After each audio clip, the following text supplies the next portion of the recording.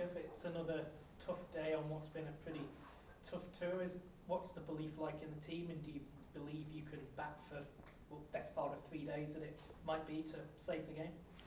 Yeah, it has been a really tough tour, to say the least. But yeah, I think the batters, within the time on the field, they're just chatting about plans and how they're going to come about it. I think they can take a lead. Well, we spoke about taking a lead from how Usman and Steve Smith played today. And just in terms of, leaving well and presenting, good scoring opportunities within the areas that the wicket dictates that they can play in. Keshav, I'm interested in your opinion. Both teams have picked two spinners. How do you assess the pitch, and how have you found, is there a lot of spin, is there a lot of turn, drift? Yeah, I think at the start of the test match, we expected the wicket to turn a lot more than it has, but I think also the weather's played a bit of a factor in terms of just getting the wicket a little bit wet, but we don't know what the weather forecast has for the next 3 days. But I do presume it will start to turn if it does get a bit sunny from there on.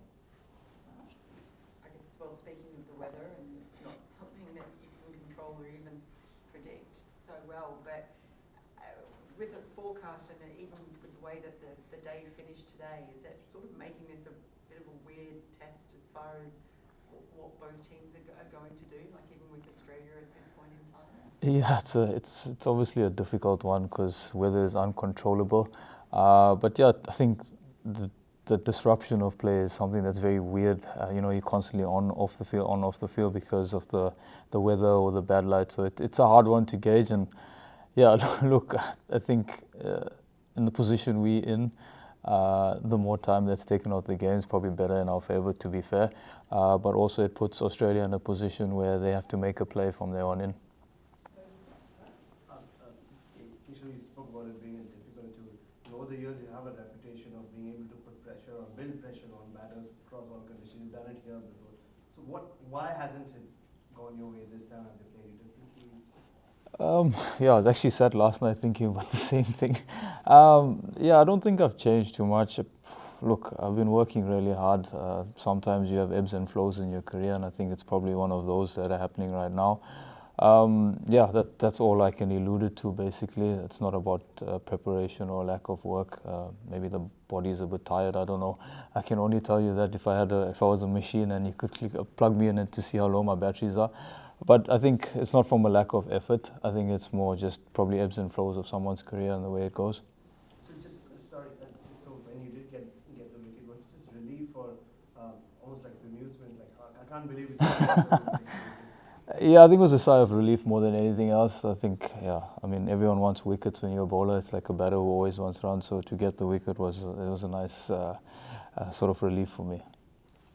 Keshav, I guess you're not the first spinner to come here and have troubles, especially a finger spinner. And West Indies obviously earlier this summer had similar issues with Ross and Chase. Can you explain what it is that's difficult about coming to Australia and bowling finger spinners as tourists, and why, I guess?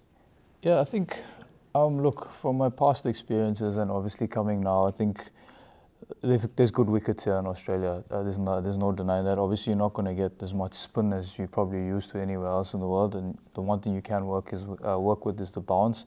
But also sometimes when you're behind the 8 ball, it's very difficult to bowl in a certain way, and you bowl with spread fields. And then if you try and make a play, it's sort of the batter's in. So it's a give and take, but I think it's more about being consistent. Probably not being at my consistent, if I'm honest with myself, in this tour, and it's something that I really need to address going forward. Like I said, maybe it's probably less bowling and keeping my mind fresh more than anything else. But yeah, I think it's about consistency with good field sets. Probably very different fields to what you're going to expect when you go into different conditions, I would say.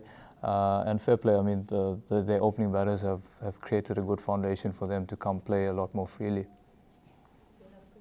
Yeah, I was going to say, Keshav, how much, without putting that bowling stuff to one side, how much of it is just the Australian batters just that good in their own conditions? Yeah, look, take nothing away from their performances throughout this test series. When they played a spin in the other game, I think they have very sound, clear plans and they stick to it, which is, as batters, what you want to do. And I think they've played it really, really well.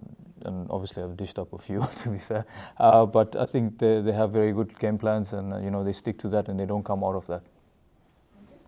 Just a bit of a follow-up on that, Keshav. What is the challenge of bowling to Usman Khawaja like, or has been like the last 2 days? And have you felt you're bowling to a slightly different player than you have done when you met him early in your career? Yes, very much so. I think he's obviously come back and really worked hard when I did play him here in 2016 and then again in South Africa, I think it was 2018, 2019 or so. You can see he's played all around the wicket, and he trusts his defence really well, and he knows his scoring opportunities. He's got really good hands. So yeah, I think he's worked really hard, and he's a different player than what he was 4 years ago against spin.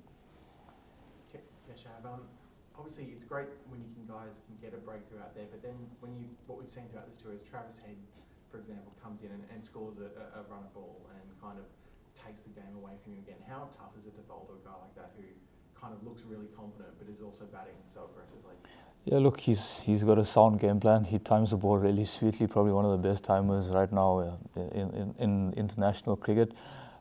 And he's played very well. I think he's taken his chances as well. He's played from the first test, second test and third test. I think he's got 50s in all the test matches, if I'm not mistaken. But also it comes from the platform being set up front from the opening batters to give him the license to play. I think if you look at the Australian batting lineup, the top order is obviously those people that take the shine off the ball, play freely, and then he's got the aggressors of the middle order to come through. But having said that, he's still got to hit the ball in the right places, still leave well and still play within his shots. Keshav, you played against England last year and now Australia. Do you think that Australia takes the game forward enough quickly enough to challenge what England's been doing at the moment? Like, how do you compare the two styles of the two teams? Look, I think from an experience point of view, it's probably one of the more experienced batting lineups that you're going to face nowadays, the Australian batting lineup. I do believe that, like I said, they have the top order to make sure that they're creating that base and to allow that middle order to come players free. Obviously, when Cameron Green comes back, he's also someone that can, really time the ball sweetly and take the game. And you've got Travis Head, who's been in some really good form in this last year or two. So I think it will be a good series when that does come about. But I do believe the Australian batting lineup is obviously probably one of the best in the world right now. Cool, we're going to start to take last round of questions.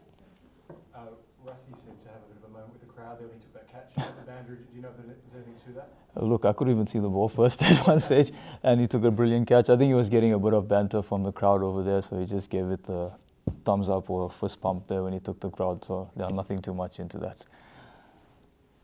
Keshav, yesterday we had a bit of a discussion about the bowling loads. Yesterday, Simon Harmer only bowled 5 overs yesterday and obviously bowled a lot more today. And you've obviously bowled a lot more as well today. What was the rationale behind just bringing in, giving Simon a lot more of that workload? What were those conversations like? In terms of today? In terms of today.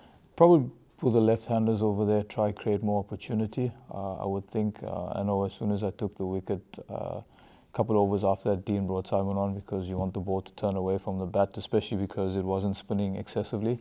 That's probably the rationale I would think that's behind it.